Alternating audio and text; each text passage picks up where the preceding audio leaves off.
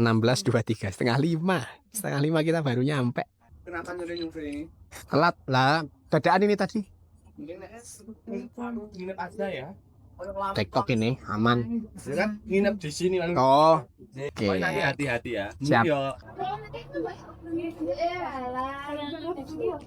Ya enggak apa-apa. Iya. Kan enggak hujan. Enggak hujan, semoga ya Bu ya. Enggak, langsung turun nanti ya. Penasaran aja ini basecamp baru. Lah dadaan ya Bu tadi. Baru kumpul. Makasih Bu, monggo. Oke guys, kita berangkat dari Jogja pukul 13.40, setengah 2 lebih. Dan berapakah kita akan mulai pendakian? Ya beginilah hidup. Perjalanan ini bermula seperti biasa, bergerak meninggalkan riuhnya Jogja menuju sebuah titik baru di kaki Gunung Andong. Jalur Temu Kidul. Sebuah pintu masuk yang baru bernapas beberapa bulan lalu. Kata orang, jalurnya pendek namun terjal. Kata mereka juga, ada miniatur sabana merbabu yang tersembunyi di sana.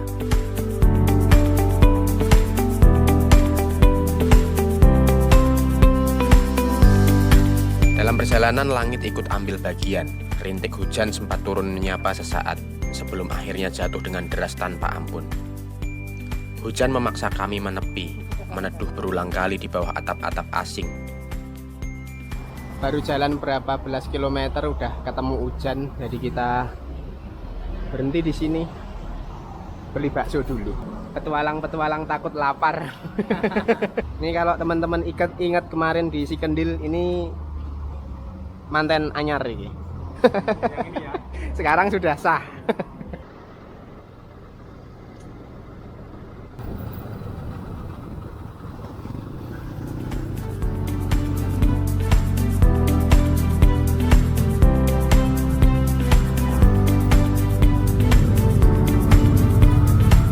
Di tengah derai itu, kami belajar merelakan rencana yang tertunda oleh kehendak alam.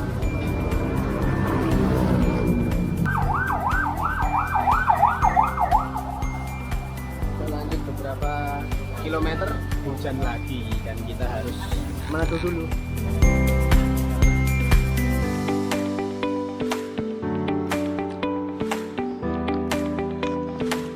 Kita sampai teman-teman. Pada hari itu, waktu tidak berpihak pada kami. Matahari sudah terlalu condong ke barat saat kami menginjakkan kaki di base camp. Ada raut ragu dari warga lokal dan petugas hari itu. Sebuah tatapan yang seolah berkata, jangan naik malam ini.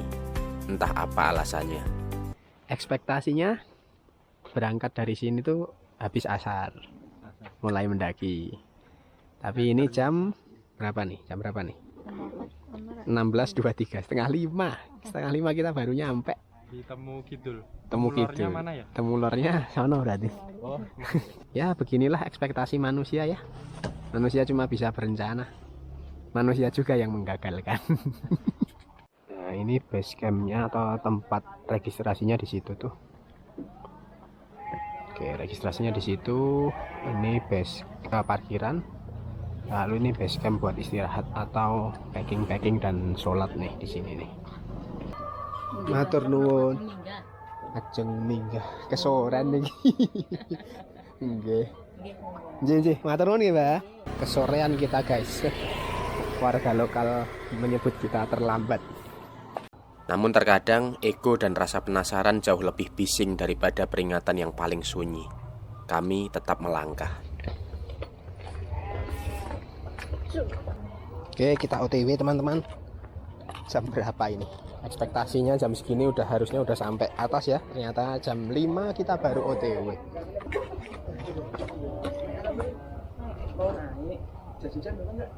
Jas hujan bawah? Iya.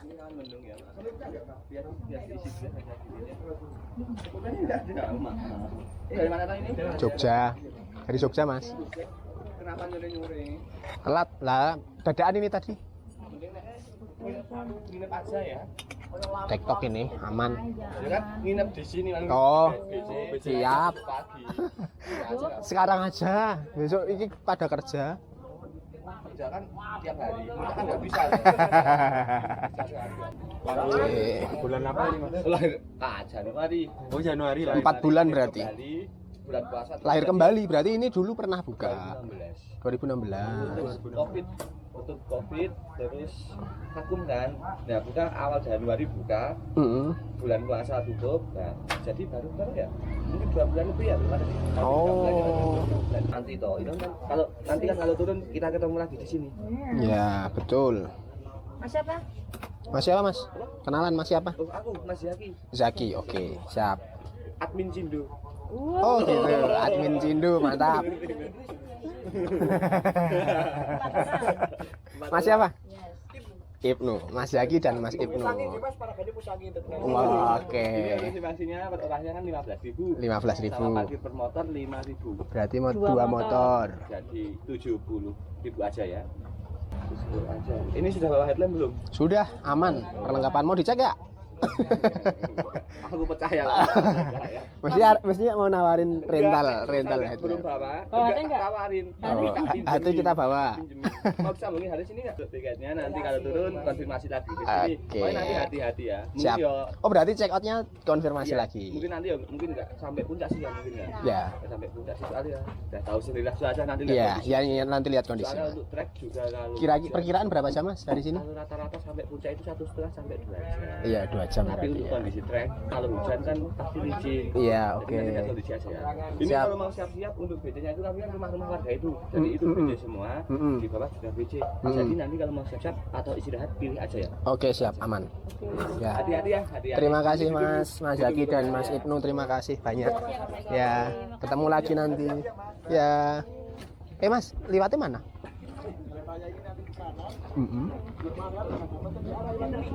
Oke, siap, mantap. Terima kasih. Oke, kita berangkat.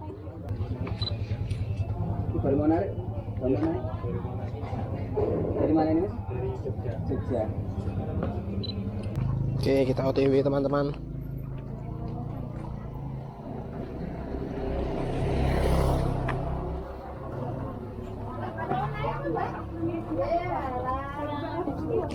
Ya enggak apa-apa. Iya. Kan enggak hujan. Enggak hujan, semoga ya Bu ya. Enggak Bu, langsung turun nanti ya. Penasaran aja ini base camp baru. Lah dadaan ya Bu tadi. Baru kumpul. Makasih Bu, monggo.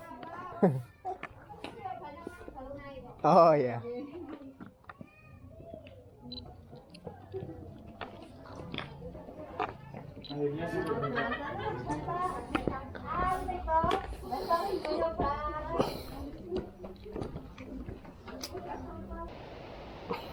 Dari base camp kita turun dulu. Ada air 1100-an. Oke, ini Kali Ndaru. Sungainya pun ada jalur turunnya, guys. Ini bisa turun ke sana tuh. Oh, sumber mata airnya ini, Mas. Ya, tapi cuma deket dan dia lumayan jernih loh. Tuh, kelihatan nggak ya? Nggak kelihatan ya di video ya. Lumayan jernih, cuma kanan kirinya banyak sampah sayangnya. Tapi kalau airnya sih jernih dan pasti dingin. Yuk, mari kita lanjutkan perjalanan. Jembatan ketemu. Oh, jembatan ketemu Gunung Andong, mantap jenenge. Oke. Ini kita melewati jembatan. Keren loh pemandangannya tuh. Wow. Tadi pihak base camp menyarankan kita mendakinya besok aja katanya. Besok pagi aja.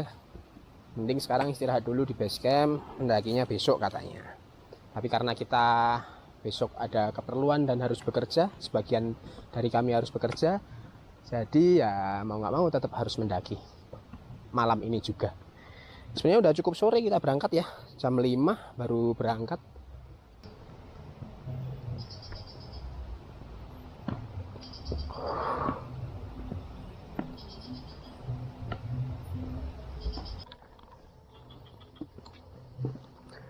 Medan awal-awal bisa dibilang relatif landai, relatif ya. nggak mutlak bilang landai karena ya beginilah, kanan kiri masih ladang. Harus kita disambut dengan kegelapan hutan. Pantas ya orang basecamp mengkhawatirkan kami untuk besok aja gitu mendakinya. Terus tadi juga sempat disarankan nggak sampai puncak, karena kalau sampai puncak terus ketemu hujan katanya licin. Nah ini nih yang kita belum tahu, yang katanya jalurnya licin kalau sampai puncak tuh kayak apa jalurnya. Kalau sejauh ini sih aman ya. Oke, sampai pintu rimba. Kita fotoin ini pengantin baru dulu. 1, 2, 3 lagi. 1, 2, 3. Oh.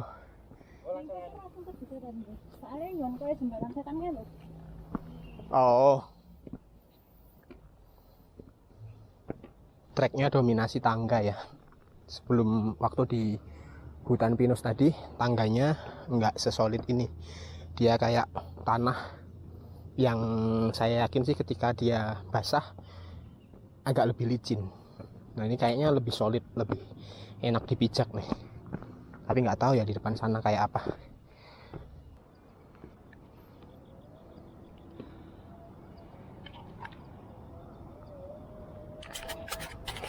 (17.33) sudah terdengar azan maghrib. Sepertinya kita akan berhenti dulu sejenak untuk mendengarkan azan maghrib dan juga menyesuaikan diri terhadap perubahan gelap dan terang. Biasanya kondisi perubahan gelap dan terang itu mempengaruhi psikologis. Jadi kita berhenti dulu sejenak habis ini. Sudah ditemukan gapura. Pemandangan yang dijanjikan itu tak pernah kami temui. Malam lebih dulu turun, menelan lanskap dalam gelap. Kita sudah hampir mendekati pos 1, teman-teman. Wah ini keren ini kalau siang. Sayangnya ini malam ya. Kita nggak bisa foto-foto di sini. Nggak apa-apa. Kita hampir sampai pos 1. Di sana ada shelter itu, teman-teman. Jadi ya beginilah. Kita menempuh jarak 1 km dengan waktu 43 menit. Ini versi kami ya. Jadi mungkin bisa lebih cepat, bisa lebih lambat, tergantung orangnya ya. Nah ini pos 1. Langkah terus menanjak, memangkas jarak dan tenaga. Kita sampai di pos 1 Nganjiran. Tuh. 1 Nganjiran, Mount Andong via Temu Kidul. Tapi belum selesai ya shelternya. Ini harusnya masih ada ruangan nih di sini. Ya semoga bulan depan udah ready sih. Karena cukup membantu ini ada shelter seperti ini. Di tengah napas yang memburu, kami berhenti sejenak, menggelar sajadah di atas tanah yang dingin, menunaikan maghrib, merendahkan diri di hadapan yang maha besar di tengah rimbunnya alam. Kadang saya merasa di dalam gelap, kita justru bisa melihat lebih jelas ke dalam diri sendiri. 1,3. Kita udah sampai sini nih. Apa ini? Jangan berkembang biak sebelum berkembang baik. Puncaknya ke sana tuh. Udah kelihatan pasti ya. Setelah jarak 1,7 km dengan waktu 1 jam 20 menit, kita nyampe di pos 2 Pelerenan 1457 mdpl. Tuh. Di pos 2 ini nggak ada apa-apa ya, nggak ada shelter, nggak ada apapun, cuma ada batu ini aja dan ada space di sini. Ini dalam keadaan darurat bisa bikin tenda di sini atau gelar matras atau gelar flysheet di sini. Tapi nggak disarankan ya karena ini terlalu terbuka. Ini sebelah hiji gitu aja.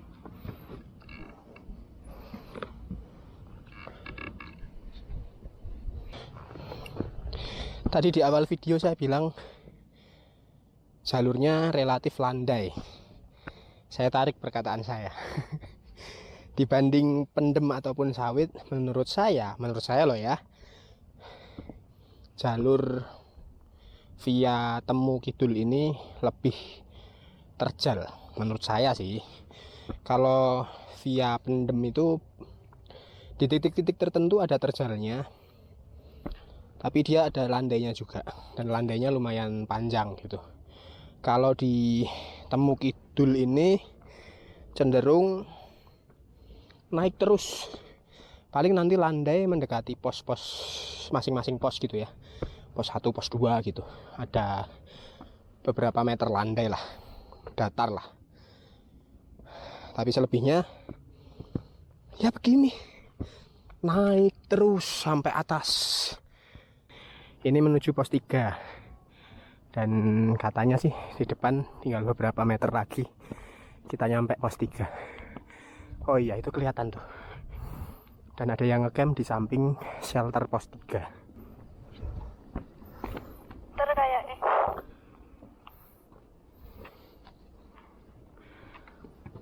Wow, lumayan terjal.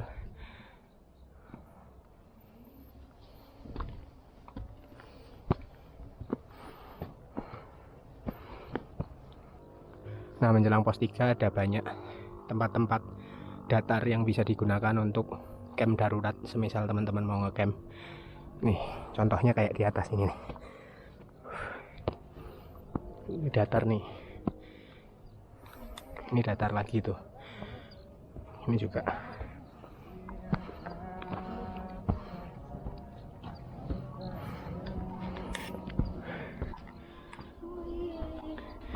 Akhirnya sampai di shelter pos 3. Emang mana pos 3? Tulisannya apa, Mas? Oh, bukan pos 3, guys.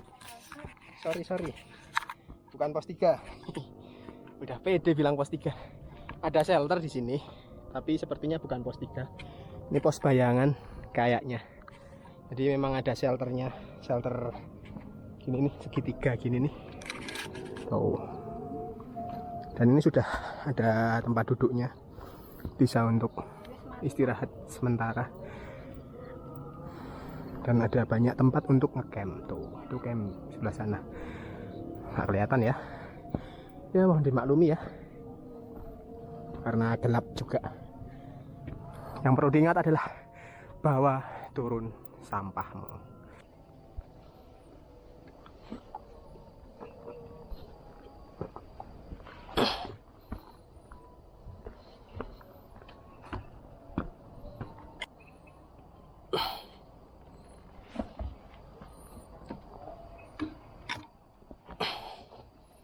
Ini sudah mulai memasuki medan jurang nih teman-teman. Sebelah kiri ini langsung jurang tuh ke sana. Kelihatan nggak? Nggak kelihatan pasti ya. Ada pembatas tali di sini. Semoga kelihatan ya. Oke. Jadi kita menyusuri pinggiran batu, kemudian ada pembatas tali di sebelah kiri.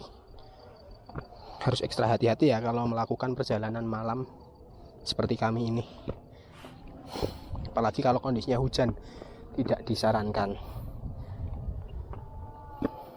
Tadi pun pihak basecamp pun mewanti-wanti kalau seandainya hujan, kalau bisa jangan diteruskan sampai puncak, karena jalurnya licin, begitu katanya.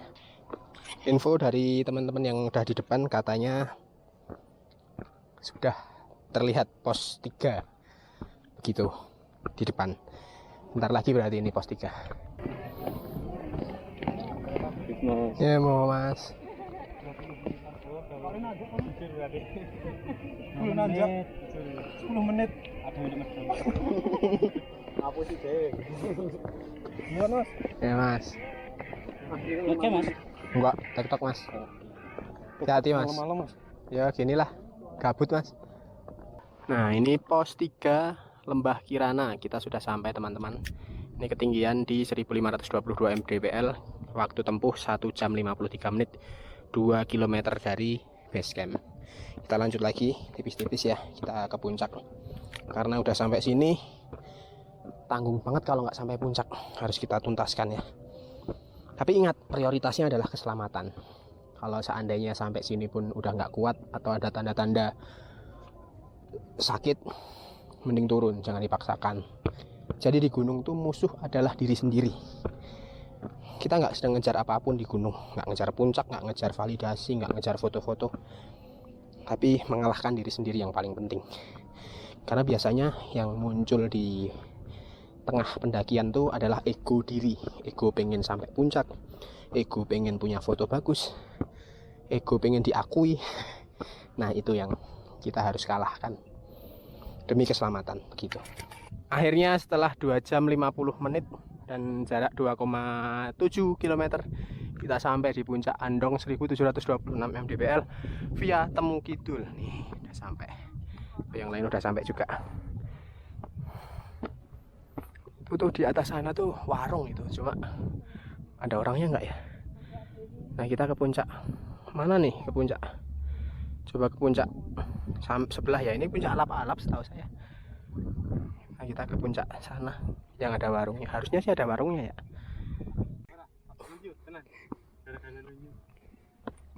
Ini kombinasi lemah atas ya. Lemah atas.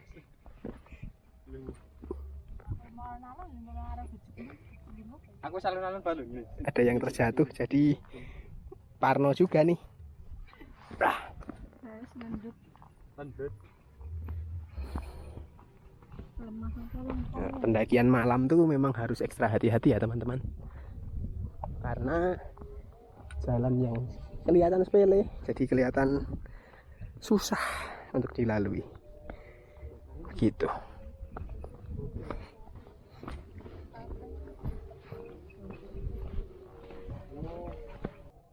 Nah termasuk ini nih, Faktor tali sepatu harus dipastikan beres.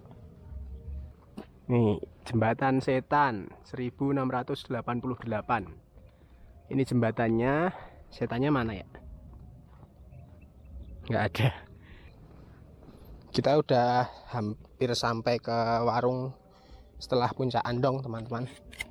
Kita mampir di warung untuk makan, terus kita turun lagi.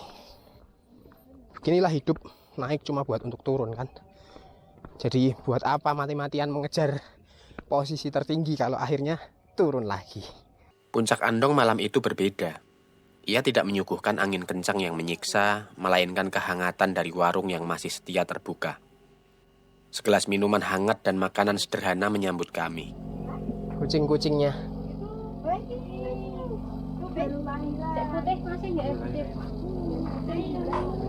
Pas ya, Neng, panas sakit. Mbak Eri apa? Disinilah manusia seringkali lengah. Kami terbuai oleh rasa nyaman, hangatnya suasana membuat kami lupa pada dinginnya malam. Dan lupa bahwa sebuah pendakian tidak pernah benar-benar selesai di titik tertinggi. Kami memutuskan untuk turun. Menghindari jalur Temu Kidul yang terjal, akhirnya kami memilih turun melalui jalur sawit. Pilihan yang terasa logis untuk lutut yang mulai lelah. Namun, setiap pilihan menghadirkan konsekuensinya sendiri. Sebagai gantinya, kami harus memutari punggung gunung dalam gulita. Berjalan kaki membelah malam, melewati sepinya jalur sawit hanya untuk kembali ke titik awal kami.